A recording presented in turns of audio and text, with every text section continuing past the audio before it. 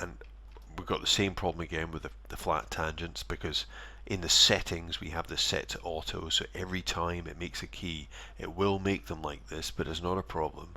We just break the tangent, we raise this up in this direction. Yeah, so we've got this kind of, it actually looks like a bouncing ball, and we have the tangent broken here, right? And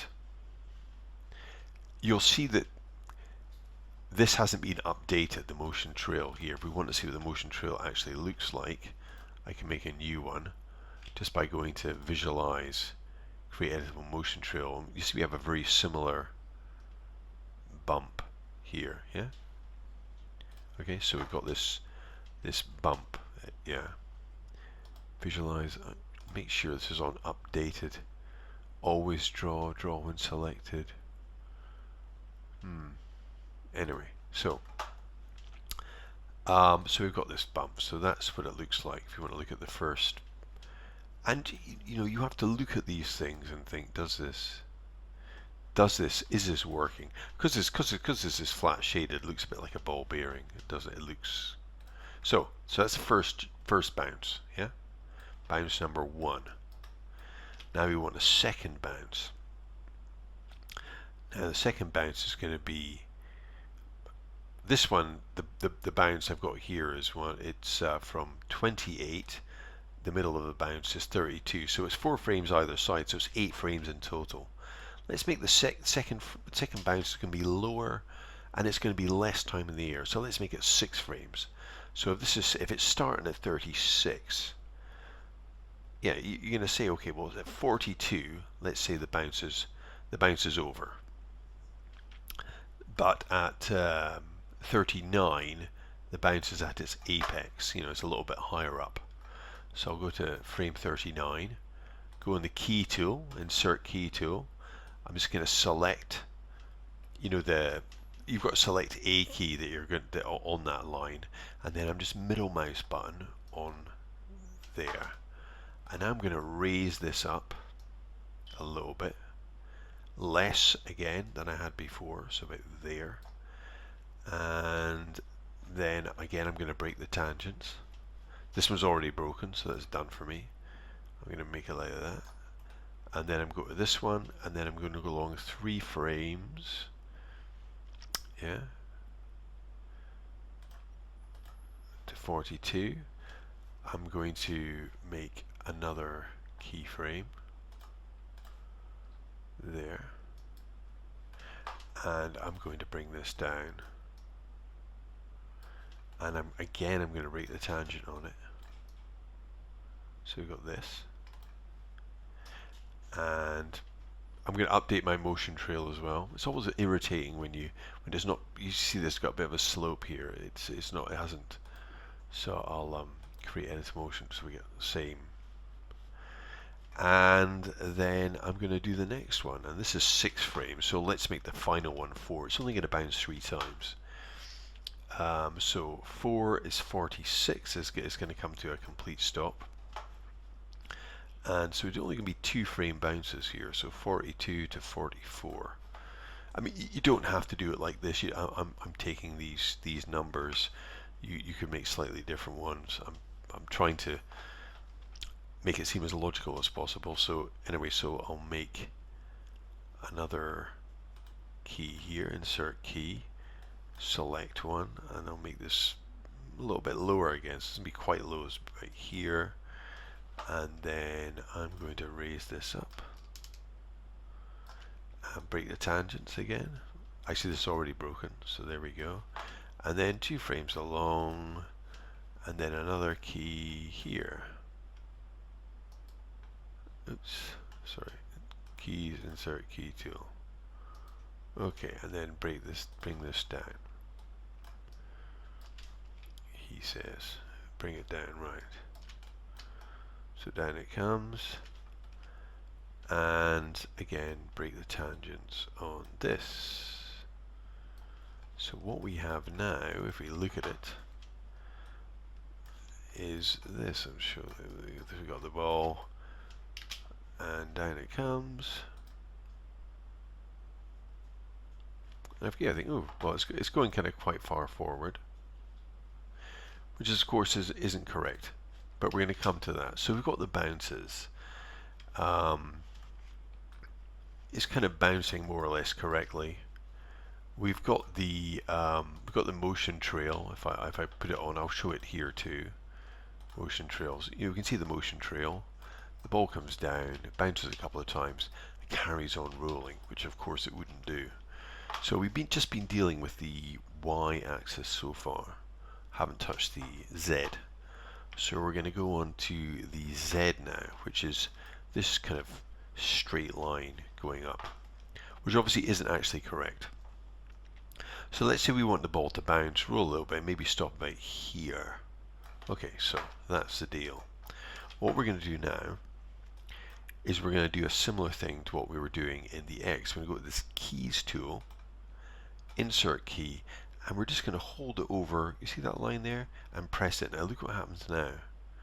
Now all of a sudden we get a key and it's taken away with this, it's no longer. Now we want the ball to stop. We don't want the ball to keep on rolling. So as this stands, in terms of the horizontal velocity of the ball, it kind of speeds up and then it slows down. Now I'm thinking, where's the ball going to be fastest? See, the ball for me is going to be at its fastest when it's coming down the slope, this bit here, yeah? So it doesn't make any sense for the ball to get see, the gradient of this is actually higher, so that kind of doesn't make sense. So I will have to pull this. I want the gradient of this to be a little bit less. So maybe I'm going to pull this back. I want the gradient here to be less. So it's kind of more like this. So you see this flatter. This should be the steepest bit, this part here. This should kind of taper off. Now you'll see if I'm just going to refresh this motion trail windows, visualize, create editable motion trail. You see that alters the trajectory of the ball quite a lot. Maybe I'll pull out a little bit more. Maybe there. We'll do this again, visualize, create editable motion trail. Okay, maybe this is a bit better. So you've got this. Now, what that means is the ball will come to a stop. So go, yeah. If I should take the trail off, you can get an idea, yeah. Motion trails off.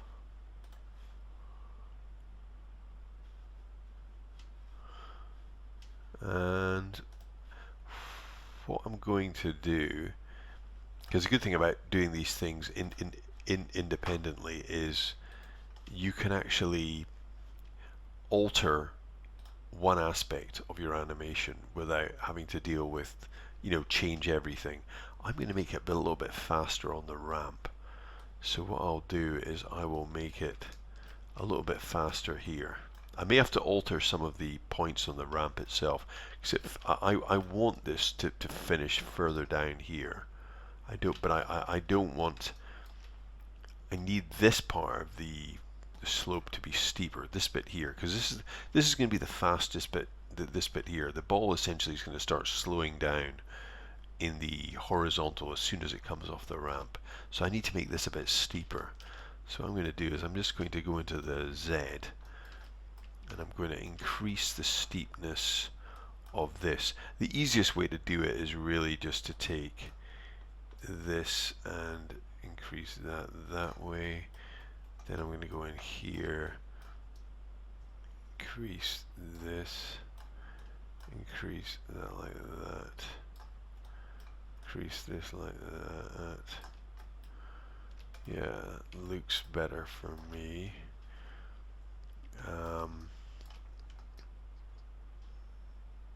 I can even, or another thing I do, I can even pull this out a bit. Pulling it out is actually going to make it take longer to stop. I mean, I'm done with the bounces, so I can actually pull this out, so it's going to have a longer stop time. Actually, maybe that's better than just increasing the as opposed to increasing the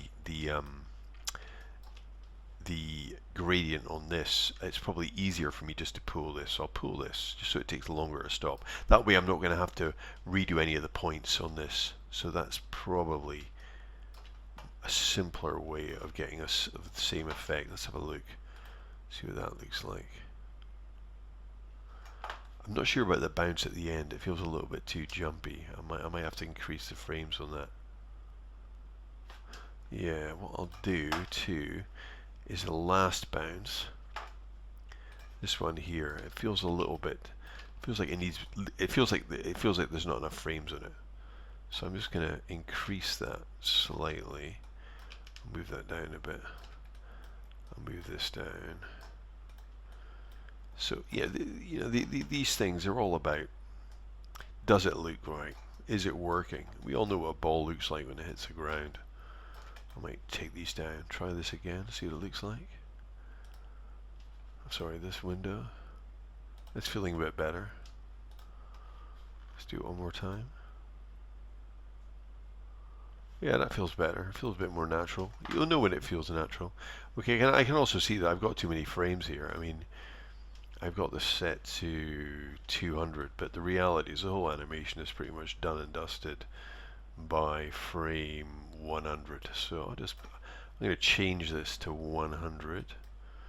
Let's make it 100 frames. If you press on the time slider closest, I'd see. Now I've got 100. I'll make sure these are both at 100. I just need 100 frames. That's it. Okay.